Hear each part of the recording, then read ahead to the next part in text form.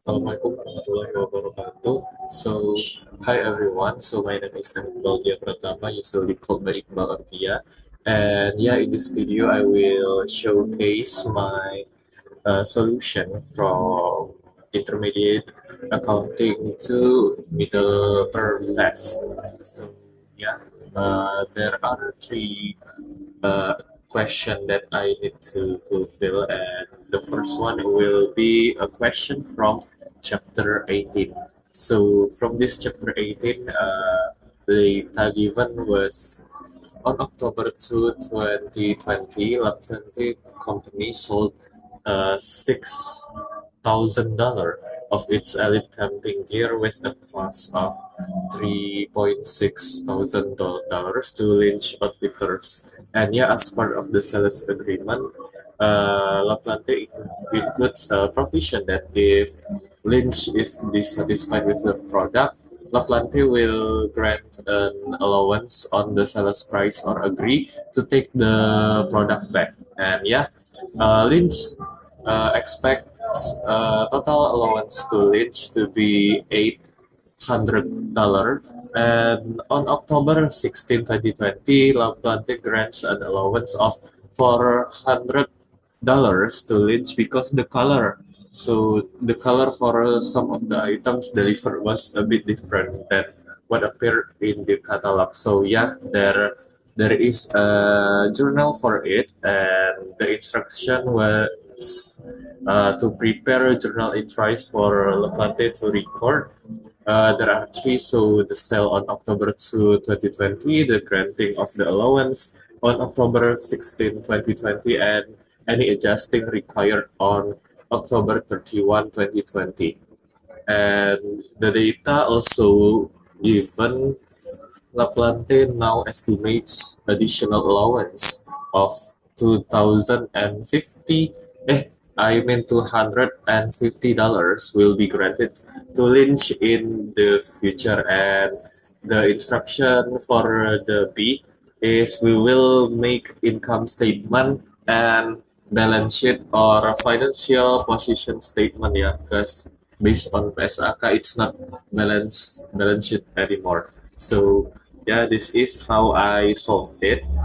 So the first one is we will journalize for the October 2020, and yeah, it will be accounts receivable on debit and sales revenue for the credit for six $6,000. There will be cost of goods sold from cost on of goods sold on inventory for 3.6 uh 3.6 thousand dollar. So yeah, how we get it from here, it's $6,000. So yeah, it is about the sales revenue, and the $3.6 thousand is will be affecting for the cost of goods sold. And October 16, 2020, it will be sales return and allowance on accounts receivable for $400. So yeah, because there is an allowance, because the items is a bit different from what appeared in catalog. And yeah, after that, there will be an adjusting price for October 31, 2020. So it will be sales return and allowance on allowance for sales returns and allowance. So it will be two $250, because yeah, because from this data, it is an estimation from it. And yeah, after that we can make the income statement and financial position statement.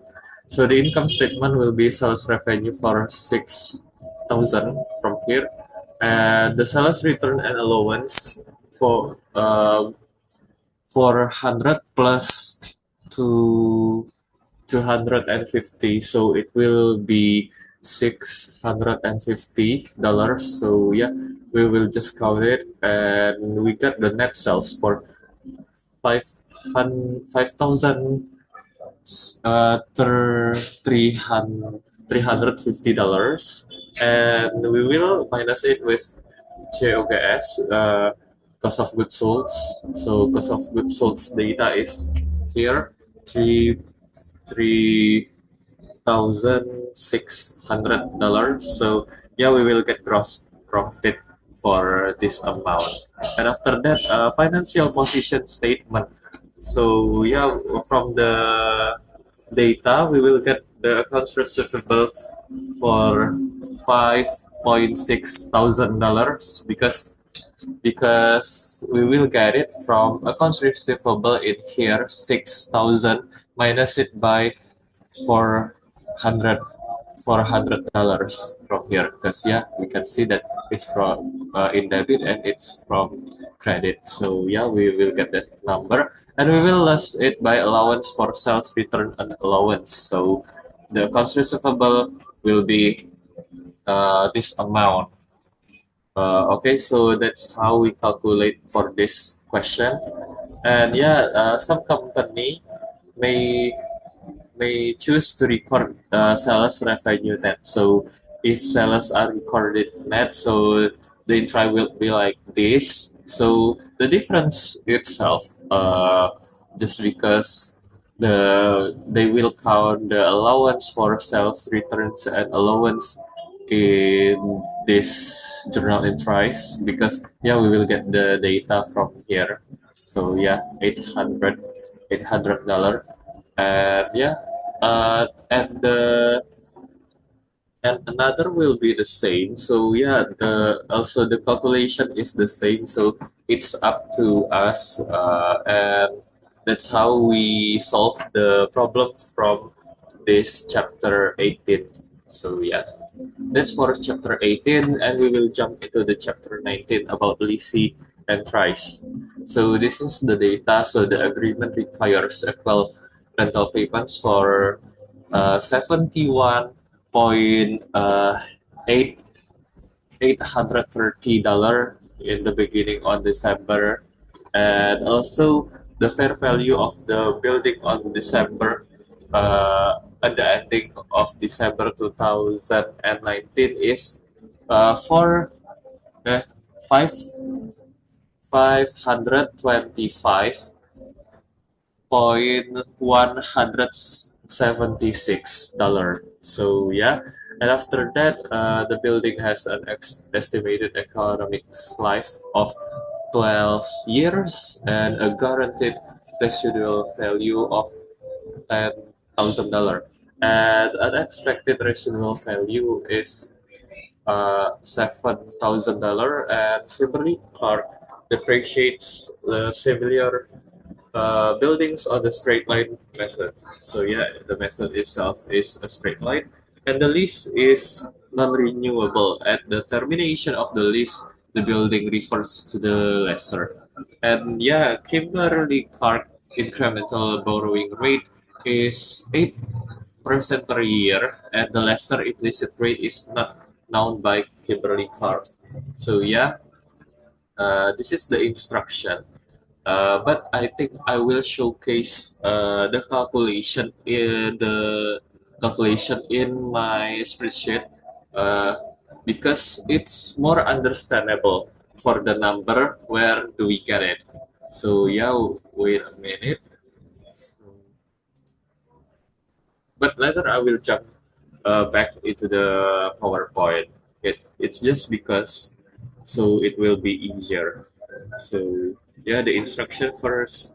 Uh, it's about the amount to be capitalized includes this minimum annual lease payment and also guaranteed residual value from the data given, and yeah, the present value of minimum lease payment using present value function.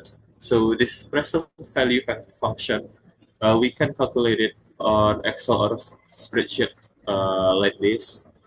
So yeah, uh, equals minus present value from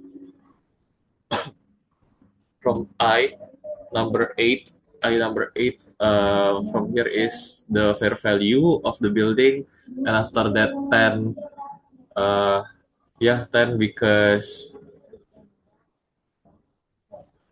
wait a minute.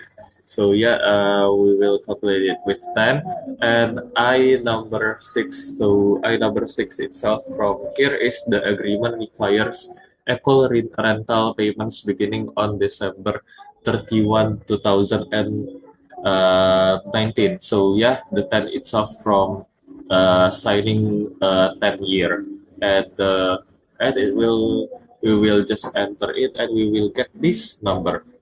And also the guaranteed residual value, we will just also using a function of present value. It's like this.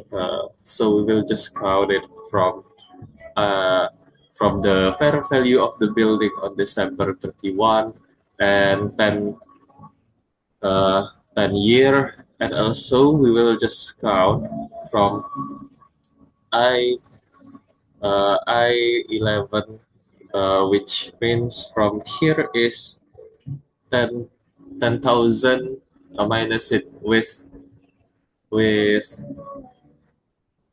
with the expected residual value. So yeah, we will get the number, and yeah, we will just calculate it by equal sum. So the lease liability will be this amount. And also we will just journalize it also, so it will be right of use assets on lease liability. So yeah, the debit will be the same with the credit, and also the lease liability on cash. So the cash, we will get it from this data: minimum annual lease payment and amortization expense. We will get it from the from the lease liability, divided by the year, 10 years, and yeah, and after that the lease liability and interest expense on cash. So yeah, we will get this number by here. So yeah, there will be a lease amortization schedule.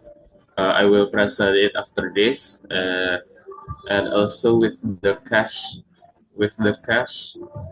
from here also, and yeah, we will just sum it for the cash, and after that amortization expense, amortization, it's the same. And the last one is about lease liability and interest expense on cash. The data itself is from here. So yeah, I will just explain it to you guys about the lease amortization schedule in here. So yeah, the journalize will be like this. So yeah, after we will after we did the present value, also we need to count the lease amortization schedule. So yeah, the journal itself is clear, and for the data, uh, so the lease liability, we know that it is this amount, and after that, we will just calculate it from here, and yeah, because it's just the beginning, so it won't be any interest, and yeah, the reduction itself, yeah, there is no significant changes. So yeah, we will just count it like this. Uh, we will minus it and plus the interest, but the interest is still nothing. So yeah, there will be just this calculation. So, and yeah, after that, because uh, there is already an interest. So yeah, we will count it from from the from the data from the data right here. With this data, because there are annual incremental borrowing rate for 8%. So yeah, it will be like that to count the lease amortization for this date. And yeah, we will just reduct it, and it's the same like the calculation from the previous. So that's how we calculate the lease amortization schedule. So yeah, after that, the schedule and the journal and the present value from here is clear. So I will jump into the next instruction for B. So yeah, the incurred legal fees is 5,000, and the shift lease incentive from Sheffield to enter the lease is 1,000. So yeah, how will the initial measurement of the lease liability and the right of use asset be affected under this situation?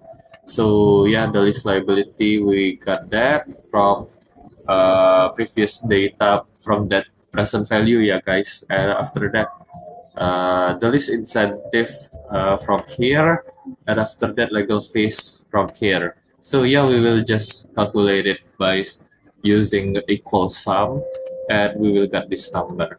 And yeah, the initial direct cost and lease incentive do not affect the initial measurement of the lease liability, but they only affect the measurement of the right of use asset. So yeah, this initial direct cost incurred by the lessee increase the right of use assets, whereas a lease incentive decreases the value of the right of use assets. So that's for the B for chapter 19. And yeah, after that,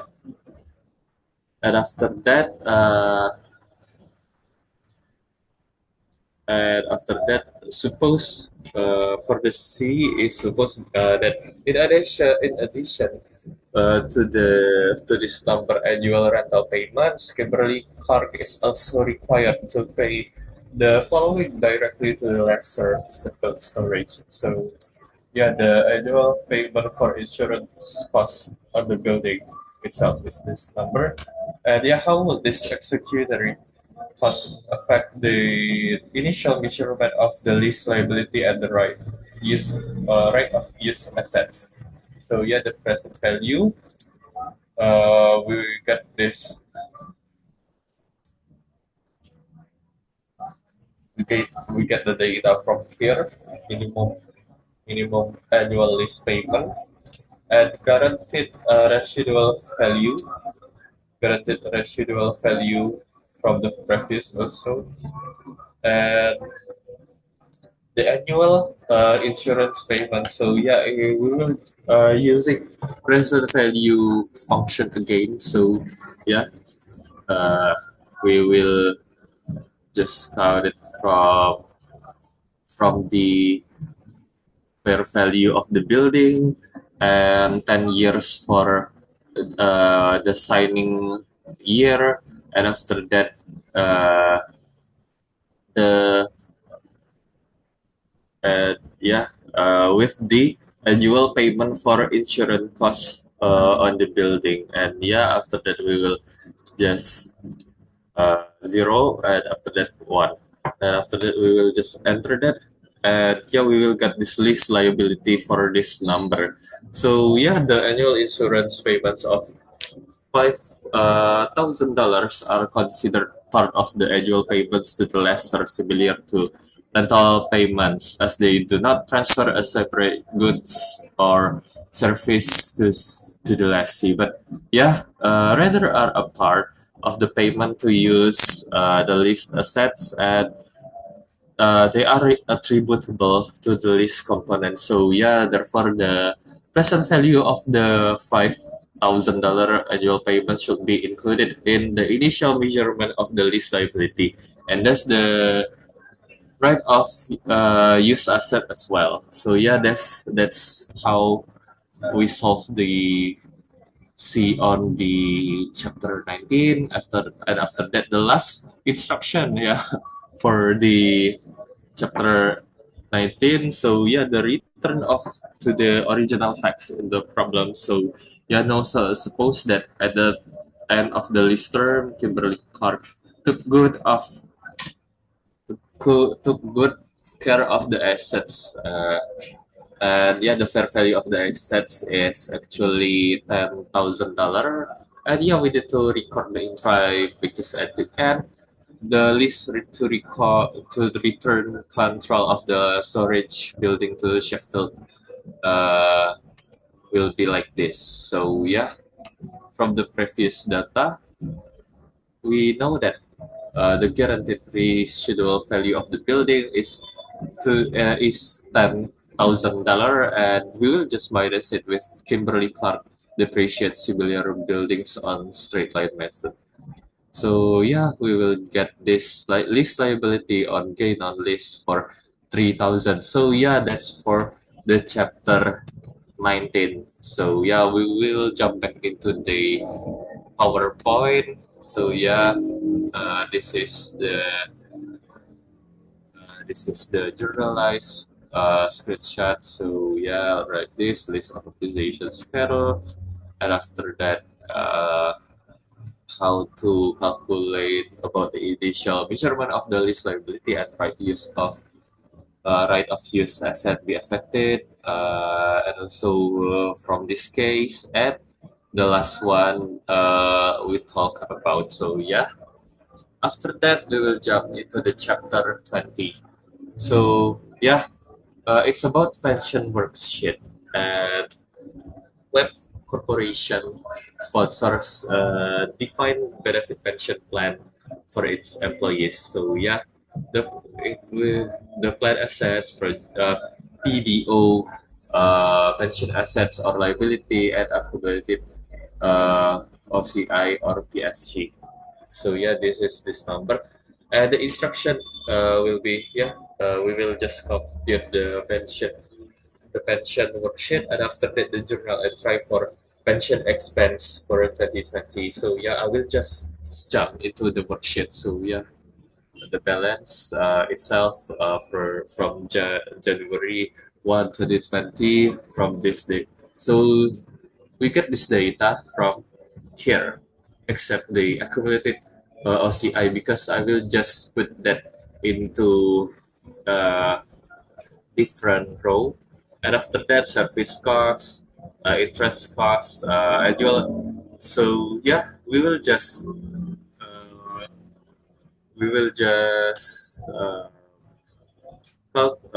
from this data, we will just move it into the worksheet. So, but I will just highlight. It will be some of will be affecting in annual pension expense. So, yeah. Uh, uh, and after that we will just adjust it with the service cost and interest cost. It will be affecting in PBO, and after that actual or expected return will be affecting in the plan assets, and after that there will be adjustment, and yeah, it will be affecting OCI gain or loss and PSC amortization. uh, it will affecting in the LCI or in the PSC general journal in price, and after that we know loss from the uh, PBO. So yeah, we will just calculate it by OCI gain or loss with the PBO, and after that the contribution is 99. So yeah, cash on plan assets, and after that benefit paid will be PBO on plan assets. So yeah, that's how we move it. And after that, Jura it try for 2020. So we will just calculate it. If in spreadsheet, we will just use sum function. Function equals sum. And yeah, after that, it's I think it's clear enough. But there will be pension assets and liabilities minus 66 66 uh, 66,000. I'm sorry, I mistaken. I thought it's million. And after that, uh, we will move the accumulated OCI from here, and yeah, we will get the balance for the January ending 2020. We will just also use some uh, equal sum, and yeah, we will get it. We will get this number. So yeah, yeah. After that, the pension expense journal entry for a pension expense. It will be pension expense and OCI gain or loss. For the pension expense is $111,000 and OCI gain or loss is $73,000 and it will be on cash and pension assets or liability. Cash for $99,000 and the pension assets or liability will be 66,000 dollars. So yeah, we got that from the calculation from here, all of it. So yeah, that's from for the calculation for the pension. Oh yeah, I also want to clarify about this adjustment. So yeah, this adjustment got from the calculation from here. So the there is actual return on plan assets and there is expected return on plan assets. So yeah, we will just minus it. So we will get this number of adjustment. And yeah, that's how. And I think it's all clear about the worksheet. So all the number have been moved out to the worksheet. And yeah, I think that's all for the clarify for this pension worksheet. And yeah, so that's all from my presentation for this intermediate accounting to middle term test. So yeah, I really hope it's understandable. And I also want to say sorry if there is still any misunderstanding or yeah or else. So yeah, feel free to comment on the YouTube link or any criticize for the video. All the advice and all the criticize will help me to grow for the next occasion. So that's all from me. Thank you and wassalamualaikum warahmatullahi wabarakatuh.